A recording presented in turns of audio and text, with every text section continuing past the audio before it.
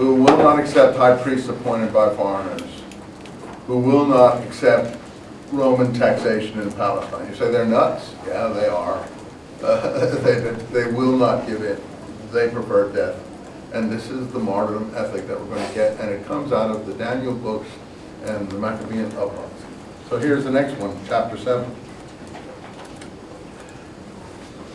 7 brothers arrested with their mother.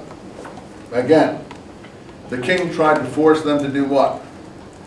7:1, 2, eat pig flesh.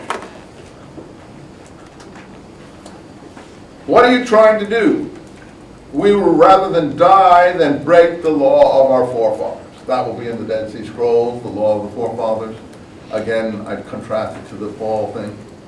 So I want you to see that we have 250 years of struggle against the kind of thing that Paul represents. And then people in our world think, oh, the Jews are stubborn. Why don't they just accept the beauty of what Paul represents? Oh, it might be beautiful. I'm not saying it isn't. But these people, after 250 years of struggle again, are never going to accept it. Never going to accept it.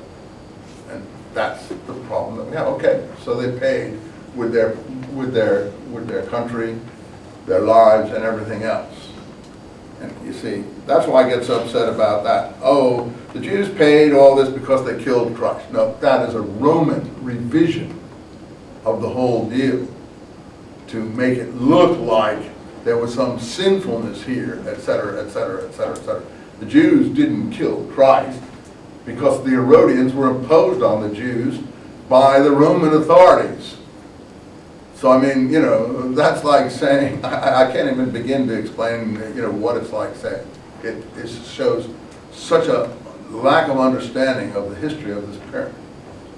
Christ, whoever he was probably like these Jews who were willing to die rather than renounce things. It's because the Jews were so messianic in this period that they lost everything. Josephus, at the end of the Jewish War, says some of the things that I'd love to read.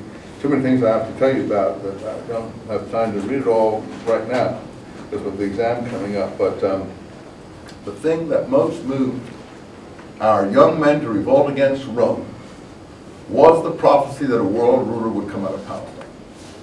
So he shows at the end of the Jewish war that actually the war against Rome was a messianic war.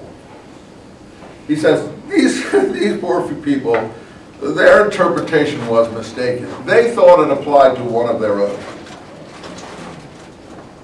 But the prophecy was capable of multiple interpretations. Actually, it applied to Vespasian, who came out of Palestine and ruled the world. So Josephus has the Pharisee interpretation of Rabbi Yochanan and himself. I think the Pharisees take it from Josephus. I don't think Rabbi Yochanan actually did what that episode showed him to do. I think Josephus was the first person to do that. When he surrendered to the Romans in Galilee, he went before Vespasian. He did go before Vespasian, and he did say, you are the world ruler that will come out of Palestine to rule the world. So the world ruler prophecy was in the air at that time. Now, Christianity thinks it is a native Jew or a God Jew that is this person. And the Jews who fought this war thought that too, but I don't know how Jesus would fit in or not fit in. You'll have to decide that. Question, please. Yeah, go ahead. Make me understand, did Josephus last through 63 BC to 70 AD?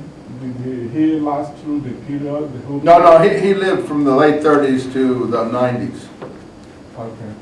But he was using previous texts. He used sources. He tells you his sources. If you're reading Josephus, he tells you his sources are. One source is, what's his name, a Herodian sort of official.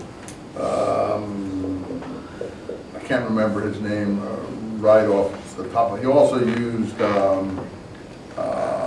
some of the Greek writers, but he tells you who his sources are for the earlier period. Maccabee books and so on. I will, that individual's name will come to me in a moment when I'm back in a different mindset. Let me go back to this martyrdom episode.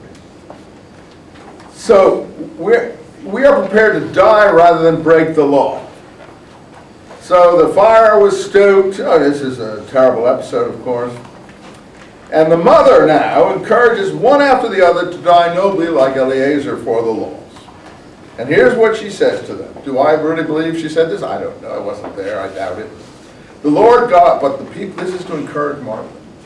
The Lord God is watching, and surely he takes pity on us, as the song in which Moses bore witness against the people to their face, proclaiming that he will certainly take pity on his servants.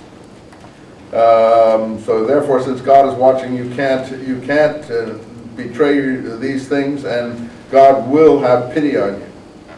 And so the first came, and the ruler says, will you eat before we torture your body limb by limb? And he replied in his language of his ancestors, never!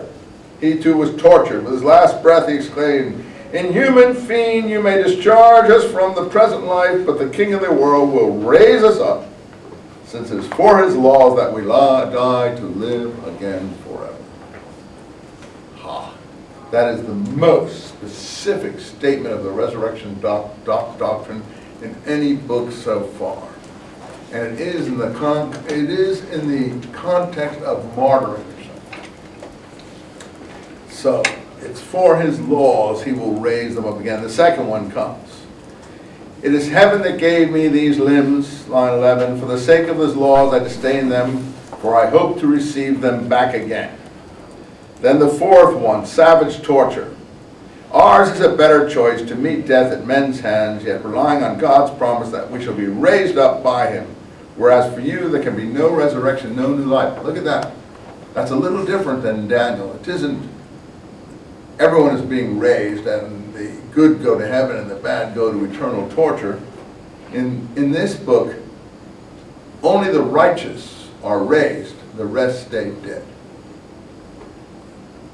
I don't know which is the right one, but I'm saying this slightly different concept of resurrection than most are. I think this is very primitive. I think this is probably the original concept. I think heaven and hell is a later literary evolution from this. So I don't know. But I think this is very early. For you there will be no resurrection, no new life. But you see, the mother, line 20, is also admirable and worthy of mention. She encouraged each one. By the way, I don't know a Jewish mother today who would do this. So this is not the Jewish mothers that I am familiar with. There are some, I suppose, but not the ones that I grew up with. They would say, save yourself, son. Do anything you can at all costs. Run away, hide, do whatever you can. I'm not saying that's not the best way. Again, I'm not making fun in the sense of saying it's not the right way to do it. If I were living at this time,